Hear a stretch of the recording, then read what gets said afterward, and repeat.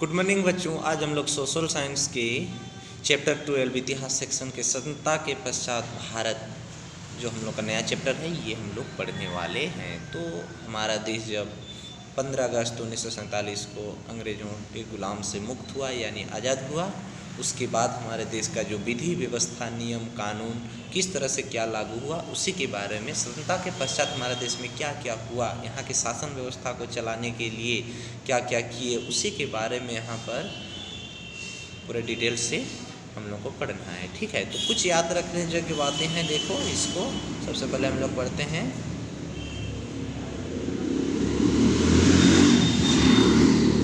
Instrument of accession.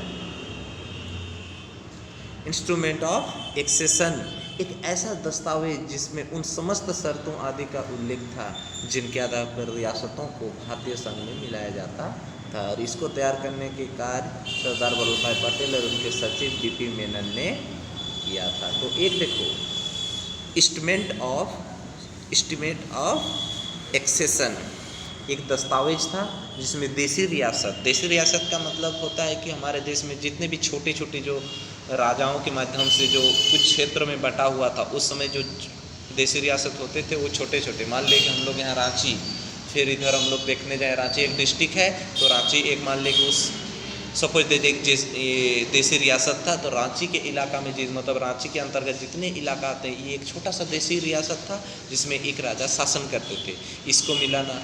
फिर उधर हम लोग जाते हैं तो जैसे हम लोग रांची वाला के लिए रातू का किला है जो रातू का राजा था, उसके बाद इधर तमाड़ बुंडू तरफ जाओ तो तमाड़ का राजा था, उसी तरह से इधर बारिंदा तरफ जाओ तो बारिंदा का राजा था। इस तरह से हम लोग देखते हैं हम लोग का लोकल में जो क्षेत्र विशेष में एक प्रखंड विशेष में उस समय एक राजा शासन करता था। ठीक है, तो वो शासन को वे जो शासन छोटे छोटे मतलब राज्यों के रूप में छोटे छोटे राजाओं के रूप में अपना इलाका बटा हुआ था, तो वो सभी देशी रियासतों को क्या करने का, मिलाने का एक डॉक्यूमेंट था। इंस्ट्रूमेंट ऑफ एक्सेशन एक ऐसा दस्तावेज, ठीक है, जिसमें समस्त शर्त, उसमें एक शर्त और नियम के मुताबिक उल्लेख था कि उनके आधार पर देशी रियासतों को संघ में मिलाया जाएगा, नहीं भारतीय संघ में मिलाया, क्योंकि उन लोगों का उस समय शासन व्यवस्था अलग था, क्योंकि राजा के द्वारा उसका शासन होता था।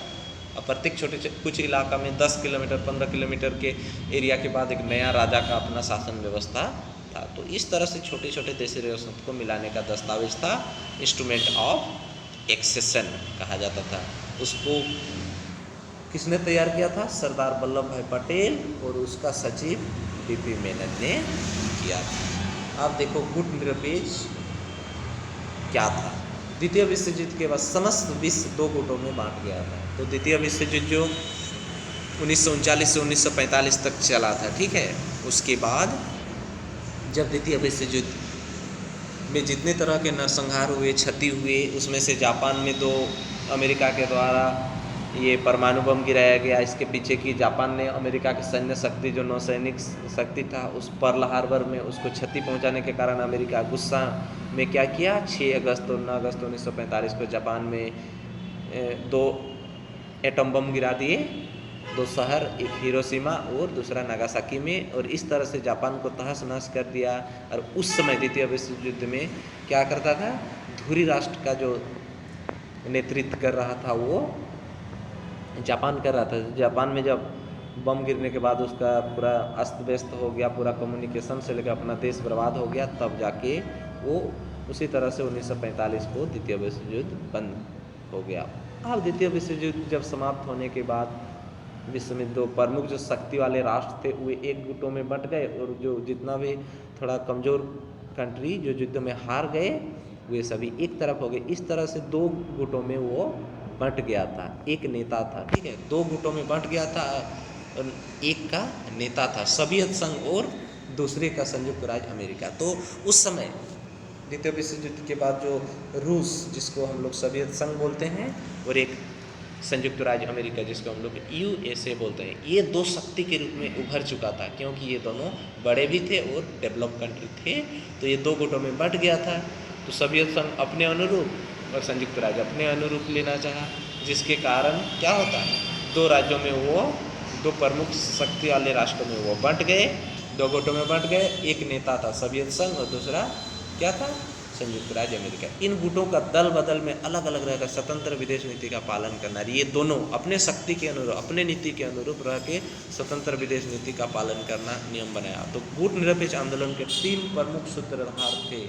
तो जब गुट निरपेक्ष एक आंदोलन, ये गुट निरपेक्ष आंदोलन जो उस समय बना 1945 में, तो गुट निरपेक्ष में के 3 प्रमुख सूत्रधार थे। वो भारत के नेहरू थे, यानी भारत के पंडित जवाहरलाल नेहरू, युगोस्लाविया के मार्शल टिटो और मिस्र के नासिर। ये 3 प्रमुख नेता थे गुट निरपेक्ष आंदोलन के, जो सूत्रधार नेता थे।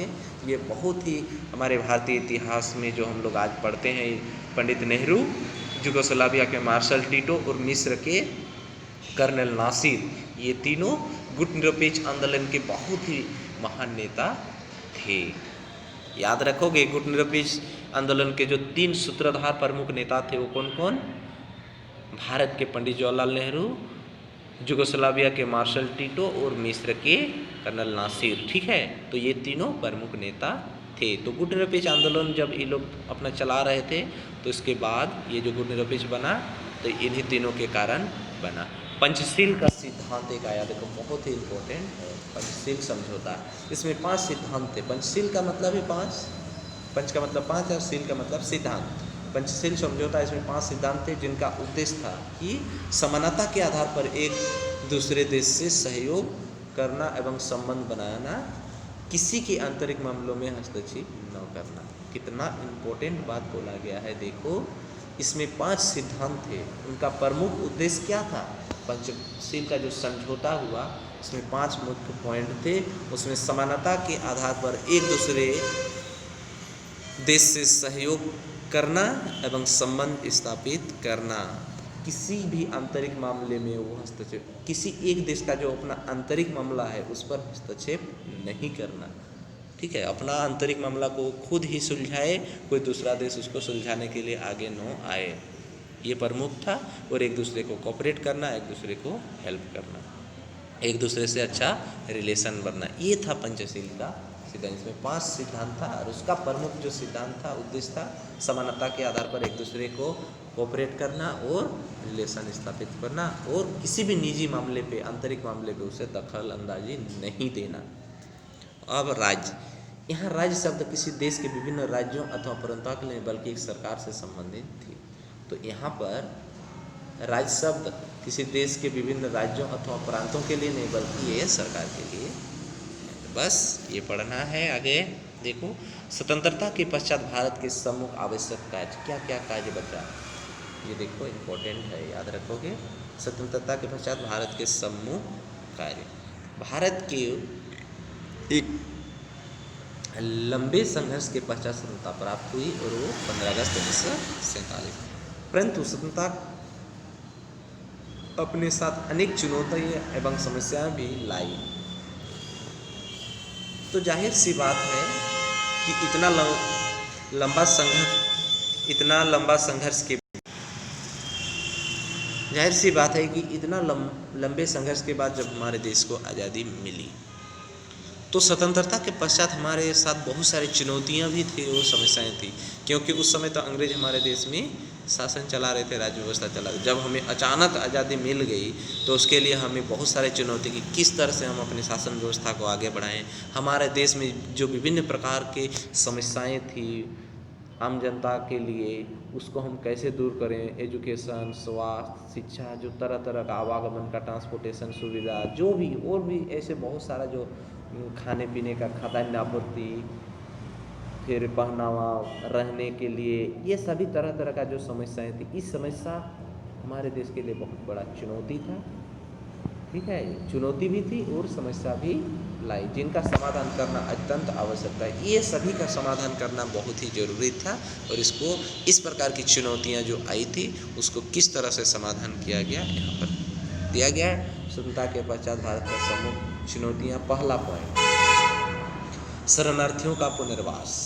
तो जितने भी शरणार्थी थे, शरणार्थी का मतलब क्या होता है कि एक जगह का आदमी दूसरे जगह में अपना शरण लेके रहना, वो शरणार्थी कहलाते हैं। पुनर्वास, उसमें एक राज्य से दूसरे राज्य का शरणार्थी थे, फिर एक देश से दूसरे देश का भी शरणार्थी होते हैं। ठीक है, जैसे अभी बांग्लादेश हम लोग का उस समय पूर्वी पाकिस्तान था, तो उससे हमारे देश में कुछ प्रमुख जनसंख्या थे, यहाँ का कुछ वहाँ थे, तो इस तरह का जो पुनर्वास करते थे, यहाँ का व्यक्ति वहाँ रहते थे, वहाँ का व्यक्ति यहाँ, इसका पुनर्वास का जो शरणार्थियों का पुनर्वास करना, जितने भी शरण के लिए यहाँ पर आता, मान लीजिए कि कोई गरीब देश के रूप में बंट गया, वहाँ पर उसको खाद्यान्न पूर्ति सही नहीं मिल रहा है, तो वो वहाँ छोड़ के यहाँ पर आ गया, तो उसके लिए पुनर्वास व्यवस्था।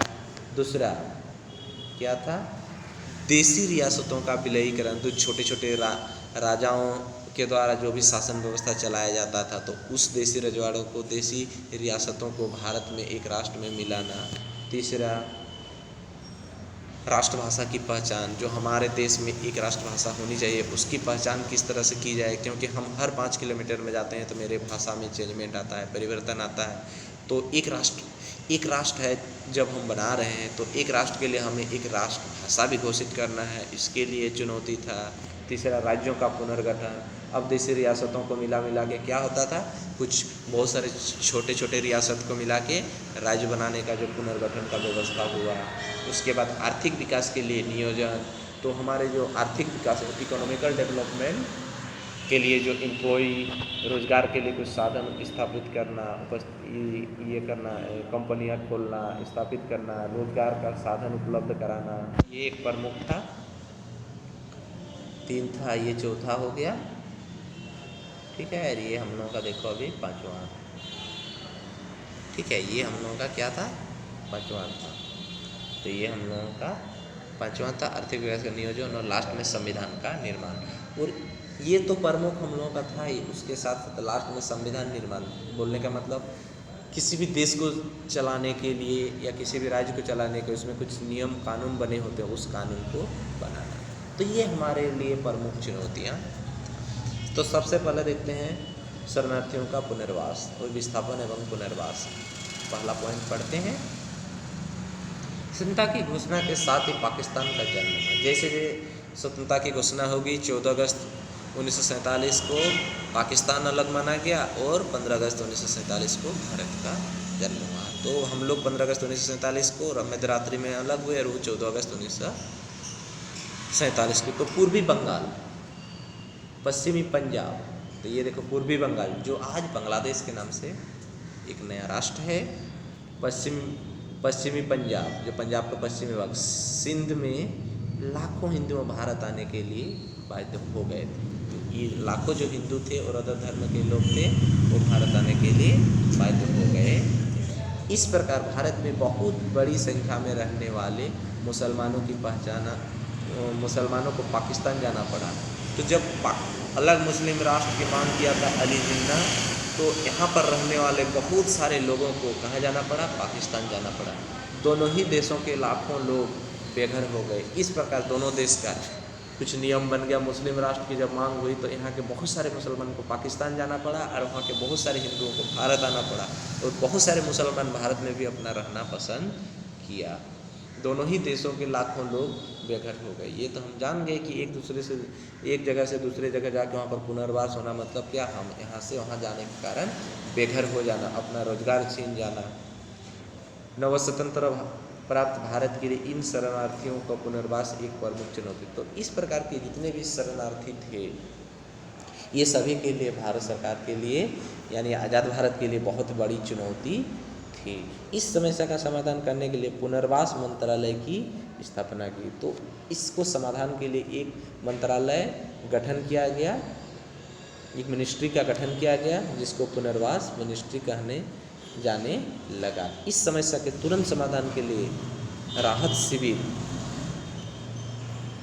समस्या के समाधान के लिए क्या किया, राहत शिविर स्थापित किए गए तथा शरणार्थियों को भोजन वितरित किया गया। तो सबसे पहले तो बाकी कुछ भी नहीं, रहने से भी पहले उसको भोजन चाहिए। जो हम जानते हैं कि तुम लोग आगे भी इकोनॉमिक्स में पढ़ोगे, अर्थशास्त्र में पढ़ोगे कि आदमी का जो मूलभूत आवश्यकताएं होती है वो है भोजन, वस्त्र, आवास। तो यानी सबसे पहले भोजन, उसके बाद पहनने के लिए कपड़ा, तीसरा में आवास। तो क्या स्थापित किए गए थे, भोजन वितरित किए गए। उन्हें पुनः बसाने के लिए नए कस्बे, मतलब नए गांव बसाए गए, नए क्षेत्र बनाया गया, विकसित किए गए, और पुनर्वास कॉलोनियों का नाम से जाने जाने लगे। तो कुछ सरकार के द्वारा कॉलोनियाँ बनाए जाने लगे, और उसको पुनर्वासियों को वो विस्थापित के रूप में दिया गया। शरणार्थी छात्रों को अनुदान एवं छात्रवृत्ति, तो जब अपने शरणार्थी छात्र बोलने का मतलब फैमिली के साथ एक जगह से दूसरे जगह चले जाते हैं, तो वैसे पढ़ने वाले छात्र जिसको अनुदान एवं छात्रवृत्तियों के रूप में आर्थिक सहायता प्रदान की गई। छोटे व्यवसायियों को लंबी अवधि के लिए ऋण दिए गए। तो जितने भी छोटे छोटे व्यवसाय थे, व्यवसाय वर्ग के व्यक्ति थे, उन लोगों को लंबे समय के लिए ऋण दिया गया। धीरे धीरे स्थिति सुधरी तथा ये लोग भारतीय समाज का मुख्यधारा में सम्मिलित हो गए। इस तरह से जो हम लोग पुनर्वास, ठीक है, के बारे में पढ़े, किस तरह से शरणार्थी और पुनर्वास यानी विस्थापन एवं पुनर्वास के लिए हम लोग जो पहला पढ़े, ये बहुत ही बड़ा चुनौती था। ठीक है, शरणार्थियों का पुनर्वास, जिसे हम लोग विस्थापन या पुनर्वास भी बोलते हैं, तो उसके लिए एक पुनर्वास मंत्रालय के गठन की गई और उसी के द्वारा सबसे पहले भोजन कराया गया। उसके बाद उन लोगों की सहायता कुछ मकान बनाए गए, ठीक है, जिसे हम लोग पुनर्वास कॉलोनी के नाम से जानते हैं, यहाँ पर दिया हुआ है। तथा बहुत सारे जो पढ़ने वाले छात्र थे उसको अनुदान के रूप में पुनर्वास कॉलोनी और अनुदान के लिए जो छात्रवृत्तियाँ दी जाती थी और आर्थिक सहायता, और जितने भी छोटे वर्ग के किसान थे वो सबको क्या दिया जाता था, ऋण दिया जाता था बहुत लंबे समय के लिए। इस प्रकार सरकार का जो पहला ये बना, ठीक है, शरणार्थियों का पुनर्वास, ये बहुत ही सक्सेस कर गया। उसके बाद देखो दूसरा में था देशी रियासतों का विलयीकरण, तो इसको हम लोग कल पढ़ेंगे। ये बहुत ही इम्पोर्टेंट है, जो सरदार वल्लभ भाई ने इसके लिए जो नियम बनाया था, इंस्ट्रूमेंट ऑफ एक्सेशन, एक दस्तावेज बनाया गया था जिसके थ्रू देशी रियासतों को मिलाया जाता था। तो ये हम लोग कल पढ़ेंगे।